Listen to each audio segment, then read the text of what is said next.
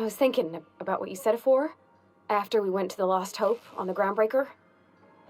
I reckon you're right. I think I'm ready to stop fretting and fussing and ask Junlei to go steady, straight out. And I'm thinking of doing it here, on the ship.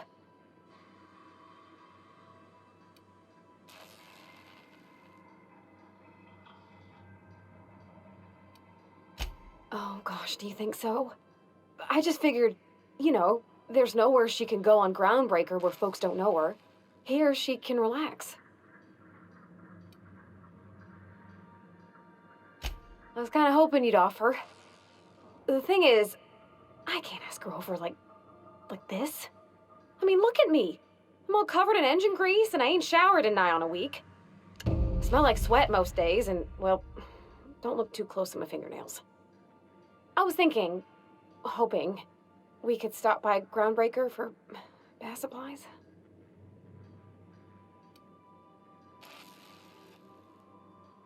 Oh, that nice older lady in the rest and go, Miss Gladys?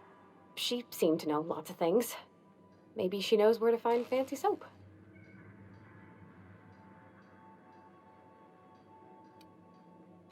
I mean, only if you're not busy. Or when you're heading through Groundbreaker for something else. You don't gotta change plans on account of me.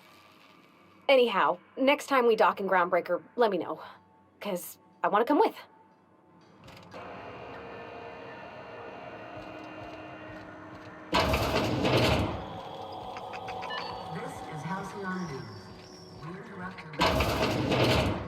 Have you had a moment to look into that little opportunity I told you about on Roseway?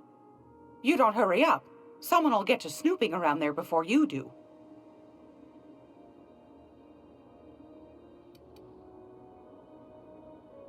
I think I got just the thing, my dear. A few years back, Auntie Cleo's put out a home makeover kit, and I snagged a couple for myself.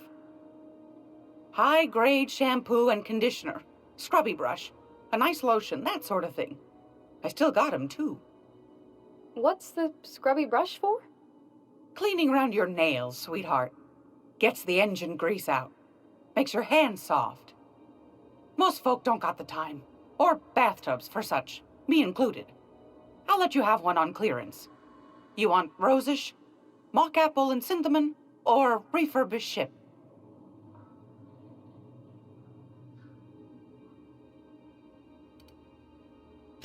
Oh, gosh. We never talked about what kind of smells she likes. I think pretty much every spot on Groundbreaker just smells like old socks. It comes down to what sort of intent you got. If I was looking to do a spy job over in engineering, I'd be safe with refurbished ship. Now, if I was a young thing trying to come on all precious-like, I'd probably go with rosish. But if I was doing it for my own self, I'd pick mock apples and cinnamon. I guess you could eeny-miny moe it. Take your time, dear. A lady's scent says a lot about her.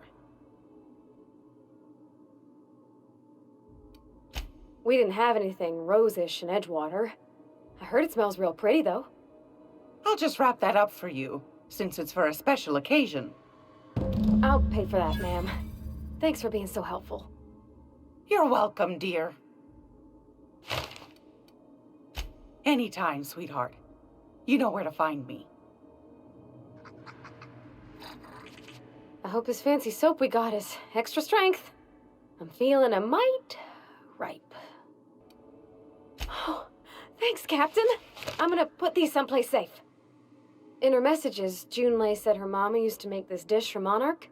Dustback casserole. Salt tuna and xenogold needle mushrooms. And then for dessert, there's a thing called, sweetheart cake. It's made with almond paste and wax gourds. There's gotta be some place in Stellar Bay that can bake a casserole. And I heard tell there's a Rizzo's town near there called Cascadia, what specializes in sweets. Thanks, Captain. I know I'm asking an awful lot, but I'm sure it's gonna be worth it.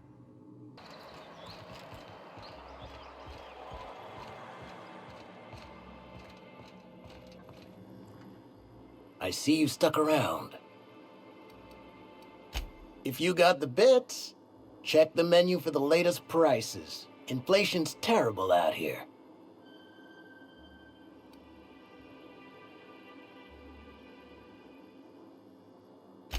I'm mighty glad you reckon so. This is gonna take about an hour in the oven. Nothing I can do to speed it. That's just how cooking works. There we are. Now, if you don't mind, I really need to take a leak.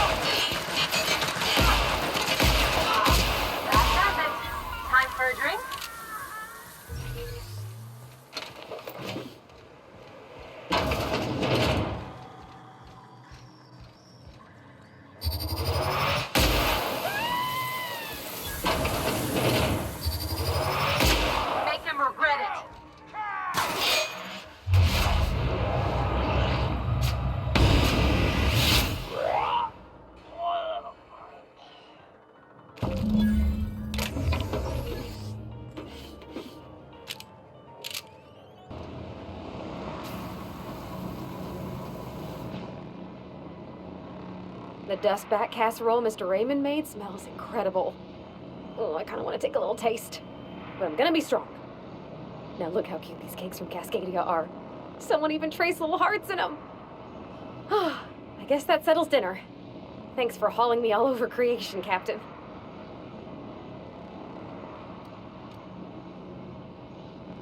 Well, I was gonna, but then it hit me. I got this nice meal all planned out with music, and I got that soap to scrub up with, but I don't got nothing nice to wear, Captain.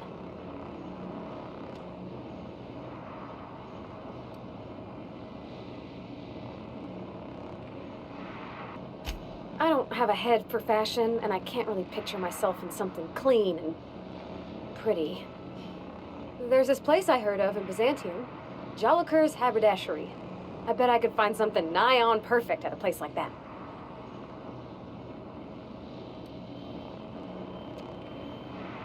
Well, not today, no, but maybe someday. I know this is all a little crazy, Captain, but I think it's gotta be this place. I saw the lady who runs it on Aetherwave, and well, she made everybody she dressed feel better. Confident. Thanks, Captain.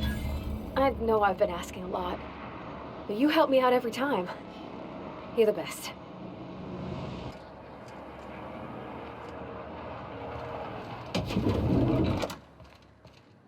I can't wait to see those outfits. What can I do for you, darling? You don't gotta be so forward about my reasons, Captain. Let me get a good look at you. Turn around, please, darling. My word, such muscular shoulders. You're a vision, dear. I am no such thing, ma'am. Nonsense, you're absolutely lovely. Chin up now. I have just the thing for you. Let me do a back-of-the-envelope calculation. Materials, labor, licensing and copyright. There.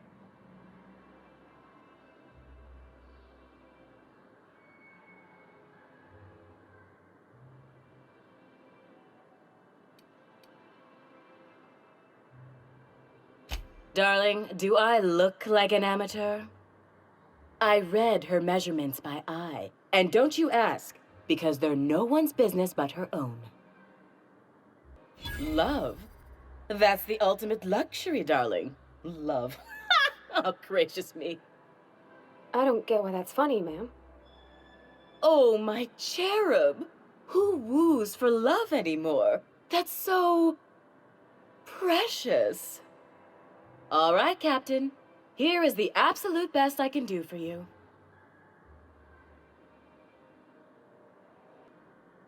There are some things I simply cannot skimp on, darling. Such a lovely young lady deserves the best. Now stand back. Back! I'll enter the settings and get these machines spinning. You'll be broke to bespoke in merely an hour.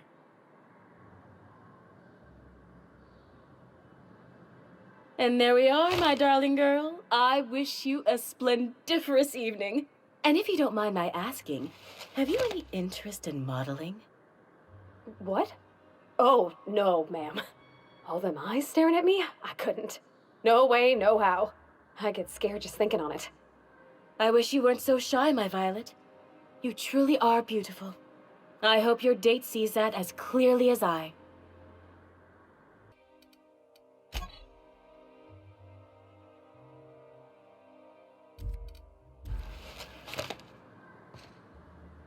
Oh, can you believe this outfit?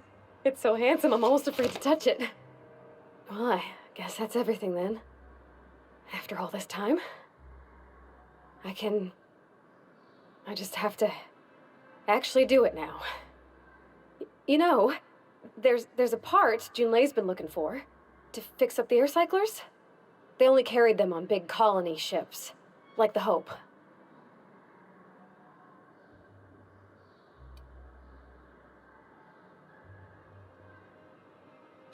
I know. For a while, it felt like everything I did was a little bit of help. And it meant I didn't have to ask her to be mine. Not yet.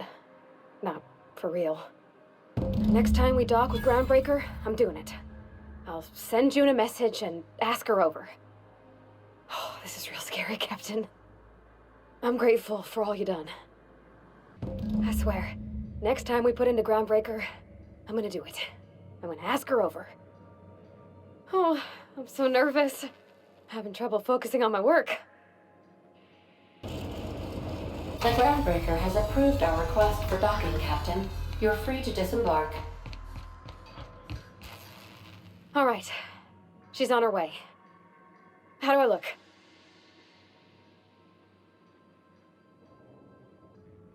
Oh, my hands have finally stopped shaking. All right. Deep breath. Here I go.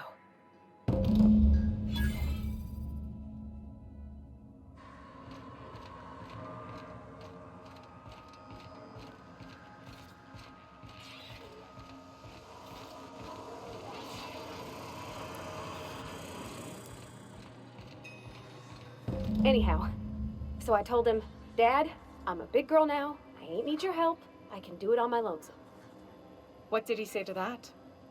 Have at it then. And he handed me his favorite wrench, the one he used for the canner. He was probably half as tall as I was. He didn't scold you for talking back to him? Nah, he was never like that. I always thought it was funny when I get indignant about something. Then he'd watch me do whatever it was, make sure I didn't get hurt, but he'd never interfere. I learned a lot that way. I wish I could have met him.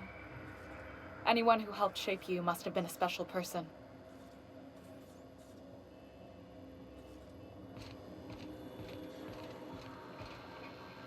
I appreciate you making the time for this. My father and I were often at loggerheads. He had notions of how the station should be run, and I had others. He was fond of saying, "You think Groundbreaker pays for itself? Someone's got to cover the bills," when I chafed against his deference to the board. Sounds like he was afraid of him. He was, and he was right to be. Didn't mean I had to like it.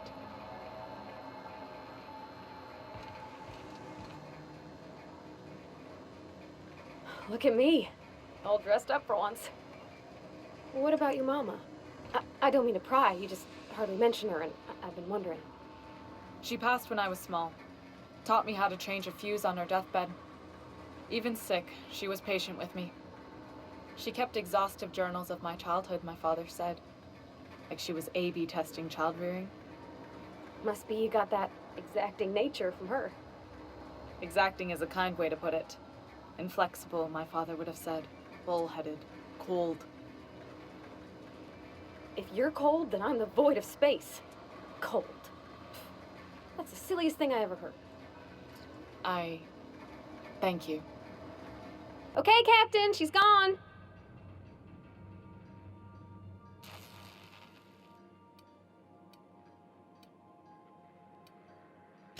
I'm near about vibrating. I'm so excited. So she got here, and, well, she sneezed. She said, "Wow, new soap?" And I was like, "Yeah, rose-ish." Turns out it tickled her nose. Oops. And then she just sort of touched my arm real gentle-like and called the cut of my outfit elegant. I couldn't hear the rest on account of my heart was beating so hard. Then I led her into the kitchen. I think she about cried when she saw the spread.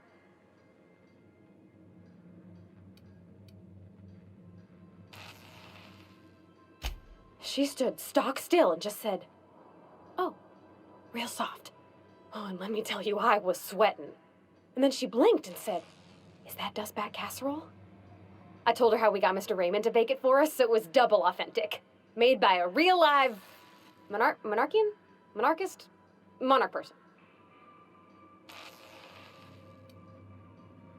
Well, we talked a bunch over dinner about the things we learned just through messages, stuff we repaired, how I taught her to salvage and she taught me to build.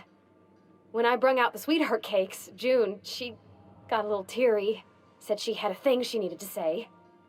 But I stopped her because I wanted to say it first. I never felt so bold, Captain.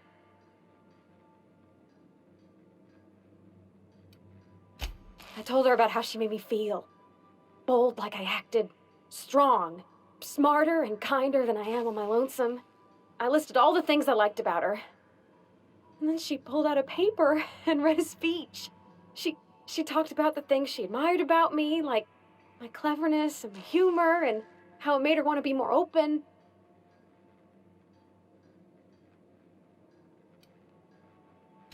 Anyhow, when she wrapped up, I asked her to be my girlfriend. And Captain, she said yes! And then she sneezed again, on account of the flowery soap.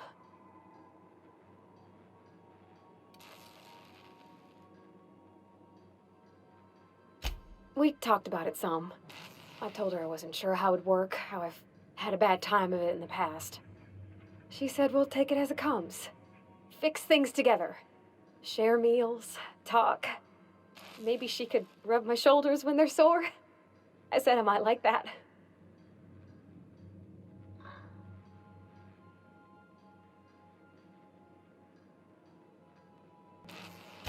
It's all on your account, you know. Imagine if you'd never taken me out of Edgewater.